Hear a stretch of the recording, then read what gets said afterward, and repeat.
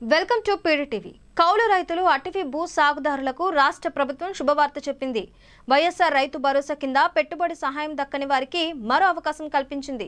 అర్హత ఉండి ఇంకా పెట్టుబడి సహాయం దక్కని ఎస్సీ, ఎస్టీ, బీసీ, మైనారిటీ కౌలుదారులతో పాటు అటవీ భూ సాగుదారులను గుర్తించే పనిలో ఉన్నారు. నెల 30వ తేదీ వరకు రైతు భరోసా పోర్టల్లో నమోదు చేసుకునేందుకు అవకాశం కల్పించింది.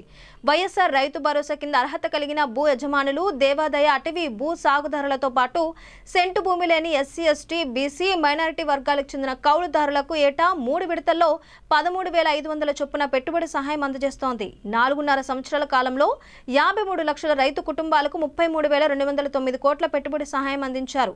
రైతులకు జనవరిలో 3వ విడత సహాయం పంపిణీ చేసేందుకు ప్రభుత్వం సిద్ధమవుతోంది. కౌలుదారులు, అటవీ భూ సాగుదారులకు లబ్ధి చేకూర్చాలని రైతు భరోసా పోర్టల్ ద్వారా రిజిస్ట్రేషన్ కు అవకాశం కల్పించారు. ఈ నెల 18వ తేదీ నుంచి కొత్త రిజిస్ట్రేషన్ల కోసం దీన్ని మళ్లీ ఓపెన్ చేశారు.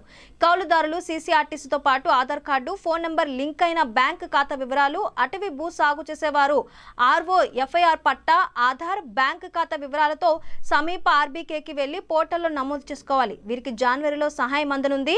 వివరాలు నమోదు చేసుకునేందుకు నెల 30వ చివరి తేదీగా రాష్ట్ర ప్రభుత్వం నిర్ణయించింది.